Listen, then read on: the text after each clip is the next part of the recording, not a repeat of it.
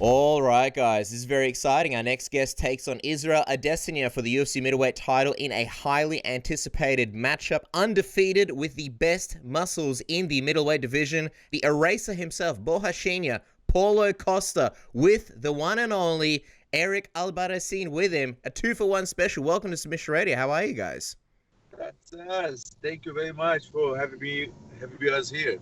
Thank you, everybody in Australia. Thank you, mates. All right, well, we got to start with the nicknames because we love the eraser. Of course, the captain gave you that nickname, Paulo, but we also see now the KOB nickname on the social media, the King of Bitches. Tell us a little bit about that. How did that come together? The KOB, yeah. The KOB is my name on social media, and especially on Twitter. The guys, because those guys on Twitter is so funny, man. In Twitter, as you know, you can send memes, you can send gifs. So that's why I create this funniest nickname there. So King of Bitches is kind of like aimed at everybody on social media? Is that what you mean?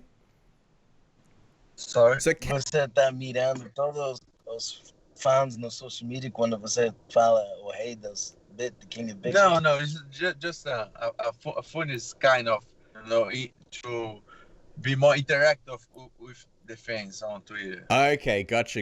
All right, so it's a welcoming kind of thing. So you and Israel, you guys have gone back and forth in interviews and on social media for a long time, but you guys never actually got a chance to speak and talk, and you finally did that on ESPN the other day on Sportscenter. Yeah. What was it like for you to finally speak with Israel? Yes, finally, right? As you can see, as you can saw, when I gave the opportunity to speak with him directly, he showed how not confident he is. He showed he tried to show every time some hours that everything he gave. Like, oh, look here, how good I am. He need to prove to the people and to himself he's good, something like that. If you believe, if you really believe you're very good, you cannot prove. Keep that, please. You cannot.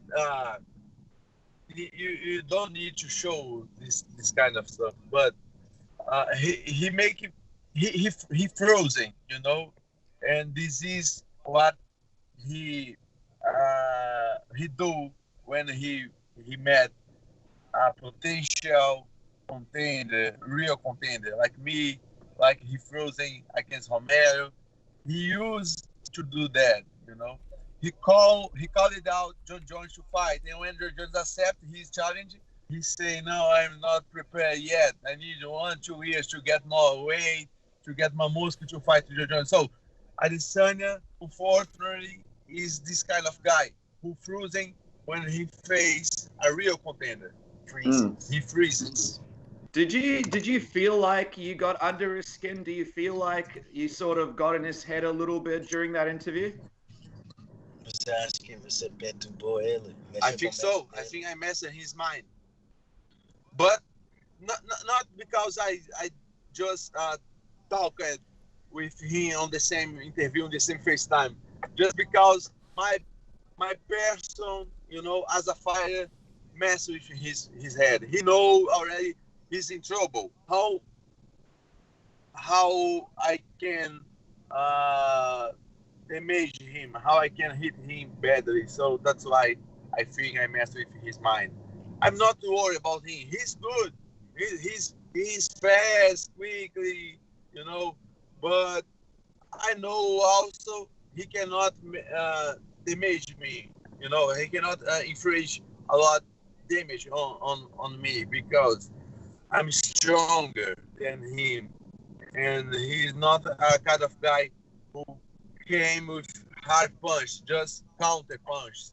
So I'm not worried. I'm very worried about him to this fight, but I think he's a bunch of mess in his mind to this fight. Do you think this will be a bit of a preview of how things go during fight week when you guys are around each other and go face to face? Você acha que isso vai acontecer quando você está cara na cara com como a encarada, que vocês vai ter essa animosidade? Yeah, let's see. Let's see. Probably yeah, but maybe he'll be very good on not show up that, you know. Just you know, when you are a good martial arts, you need to hide some feelings, you know, like an actor.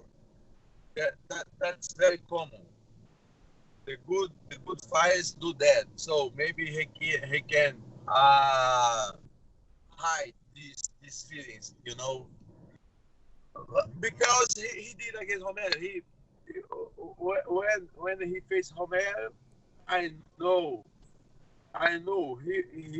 he was scared into himself, but he don't show up too much, you know. I want to know, like, when did it all begin with you guys? Sort of the bad blood and this rivalry. When did it all start for you, Paulo? I don't know exactly when this became. I know the first time that I hear about him, I was in Vegas.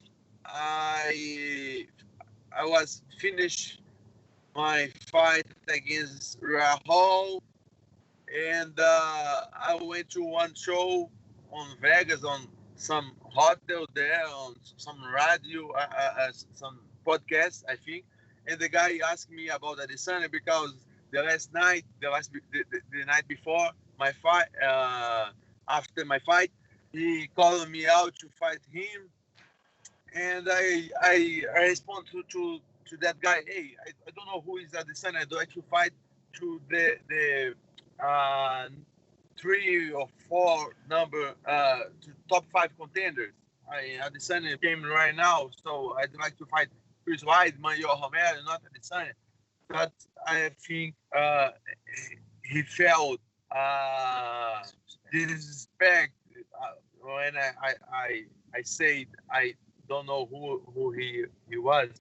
That's where I think everything become, you know. That's this. And after that, I put more attention on him to know who he was, and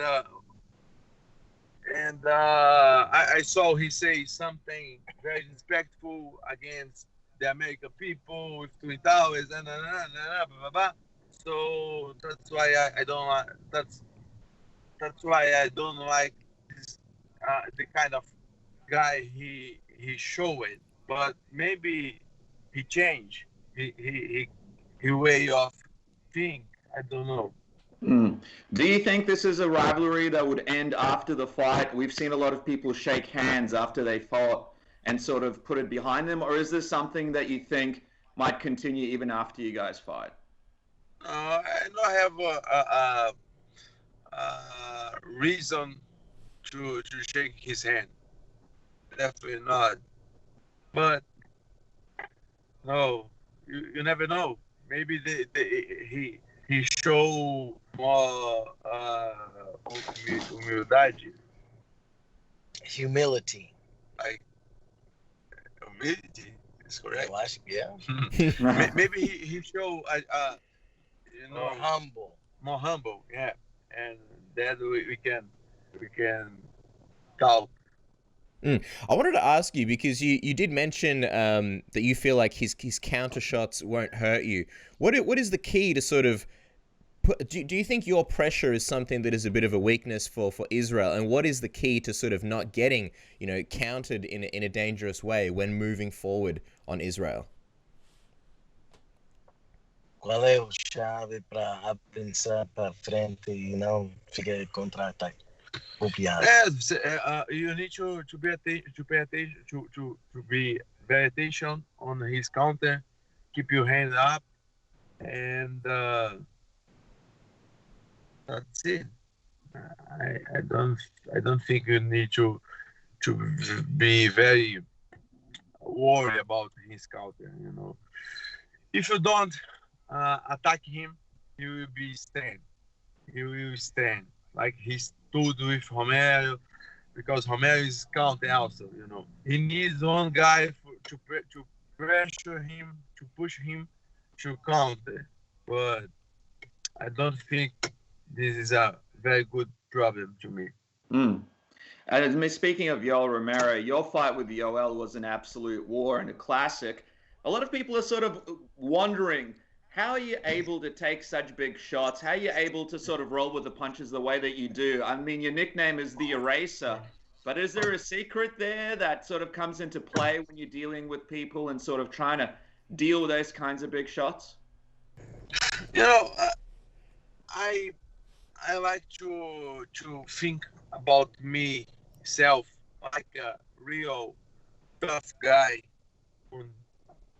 maybe the toughest guy of the planet, because I train very hard with 2-3 guys at the same session of training with, you know, very hard hits, very hard punch, very hard kicks, for real, not 100%. I mean, not for, you know, just fake, just shadow box. No.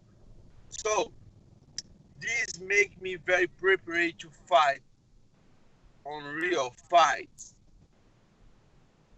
with real opponents like Homer. I'm not afraid to get hits, because I did this already on my fight camp for 3 or 2 months. So I'm completely prepared to fight a real fight, prepared to make a real fight. So that's the difference I think I have between me and Adesanya. He's fragile. He knows that. He's fragile. He knows he cannot get 2 or 3 very hard hits on his face, on his body. He will be broken. You know already that.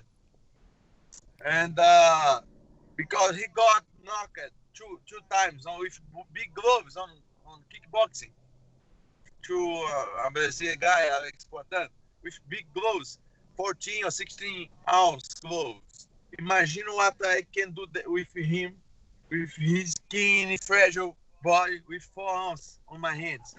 I will erase him. I definitely will erase him, prepared to be erased. Adesanya guy. Just before we wrap up, Captain Eric, just a quick prediction from you. How do you see that main event going at UFC 253? How does it sort of play out in your mind?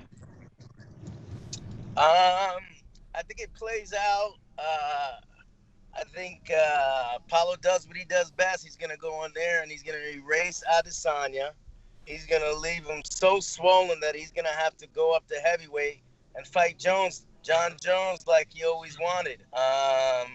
You know, it's COVID-19 quarantine everywhere, and I also predict Paulo will practice social distancing in the cage and separate Israel Adesanya's teeth from his mouth by about 6 feet.